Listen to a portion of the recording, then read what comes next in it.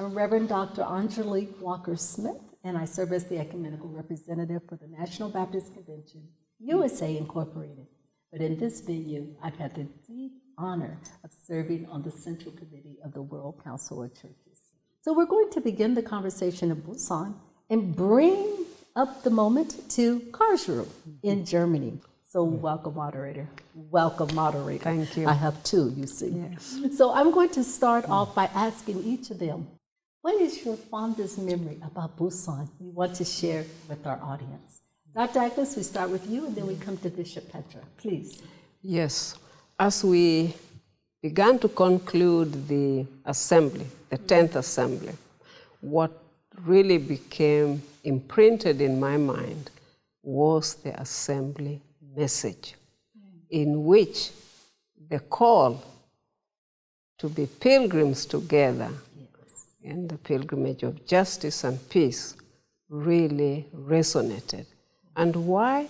Because remember Vancouver, where I wasn't, again there was this call for justice, peace, and integrity of creation. Yes. And so as that message came up, and of course being in Korea, a divided country, the whole issue of peace was really critical for me.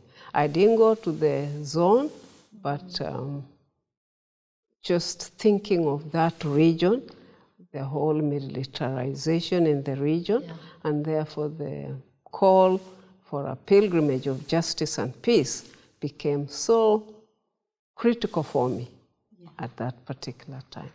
And Dr. Agnes, I want to say I did go to that border, and just to know what had happened there, the history, and to call for justice, to call for peace, right there in the middle of historic moments in the past was so powerful.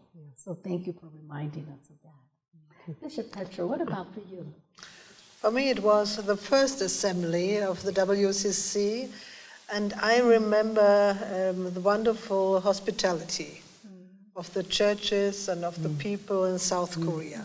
That was such a great experience for me, and I think for many, many other people. Yes. And also the pilgrimage of justice and peace, the power behind it. It was with us all the years, and it was such a wonderful framework for all the many, many issues we had to deal with. So that was great. And I was so proud that we had Dr. Agnes Abuom as our moderator. Exactly, we were so thrilled. I have this feeling deep in my heart. I was so happy. An African delegate as our moderator. And as a wonderful, wonderful, wonderful. Yes. If you allow us just to thank you. Thank you. Because it's been a difficult path, hasn't it? These last 9 years with the COVID, the increase of climate, the conflicts that are going on.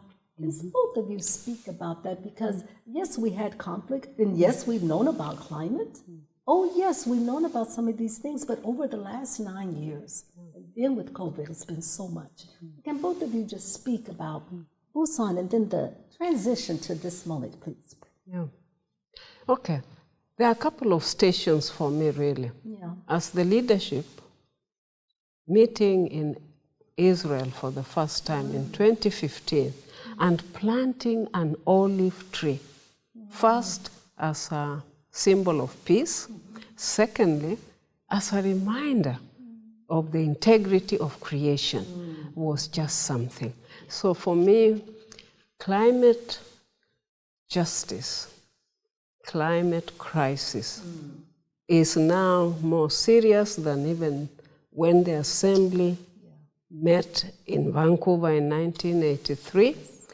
And even what has made it worse, as we have journeyed along with the pilgrimage of justice and peace, is the fact that it's become a confluence of critical global crises. So you have climate justice, injustice, which then results into economic injustice, which results into conflict, violence, and of course, because we've tampered with the planet, then we are getting so many viruses. They're all linked together. Yeah, right. These intersectionalities. Right. And, this is such an important role for the churches to call for the intersectionalities for our faith. Right. We live in the world, not of the world, but we're in the world. We are in the How world. do we intersect in these public spaces? Bishop Petra, what about for you? The last years, my feeling was many things became worse. We had to face increasing crises, wars, violations of human rights, increasing xenophobia and racism. We had so many things, also the question of gender justice. The weakest people, children and women around the world, facing violence in families and societies. So sometimes my feeling was, it cannot get any worse. But at the same time, we had to face it.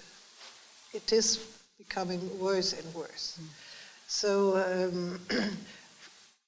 this was one feeling, and at the same time, it was a wonderful experience to be in this fellowship of the Central Committee, of the Executive Committee, with the leadership of the WCC, and to see that people can grow together and grow because there is so much around, and become closer and have really something like sisterhood and brotherhood with each other. So this was a miracle for me. So we have both. We have a strong crisis, but we have also the experience of confidence, of community building, and a wonderful leadership the whole time. Exactly.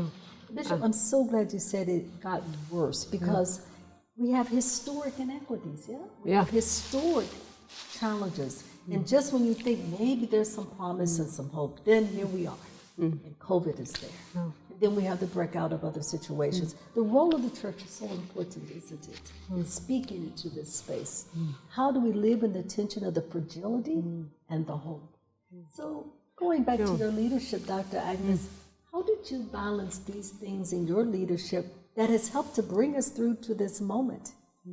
First, thank you so much, Reverend Angelique. I think first of all, let's just cast our eyes back to Busan, where the whole issue of diversity and inclusivity became so real in an Asian context, and Northeast Asia for that matter, where other faiths are so alive and strong as compared to where I come from.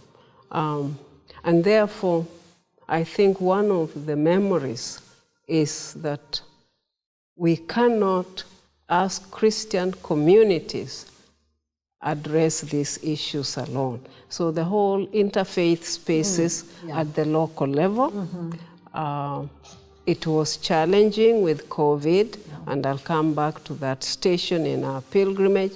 But what did COVID actually help us? As leadership of the World Council of Churches, with the help of staff, we did more than normal.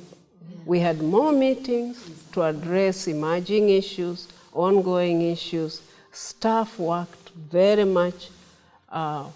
Technology became a reality in our daily work. And here I want to bring in again another aspect of this journey, and that is the intergenerational linkage that was almost propelled by COVID, because the young men and women became the support accompaniers of our pastors in making sure that they could still continue with their ministry, not in the same way, but through technology. And the young people played a critical role. So for me, that became hopeful for the future of our fellowship and our young people engaging in the church. The second thing was, as a team, we consulted. Remember, we had the General Secretary, who is now the presiding bishop of the Church of Norway, who helped us really make the intersectionality and transversals a reality of our work, and enabled the fellowship to make PJP, Pilgrimage of Justice and Peace, really an umbrella around which everybody could go under and fellowship, work, walk, pray together.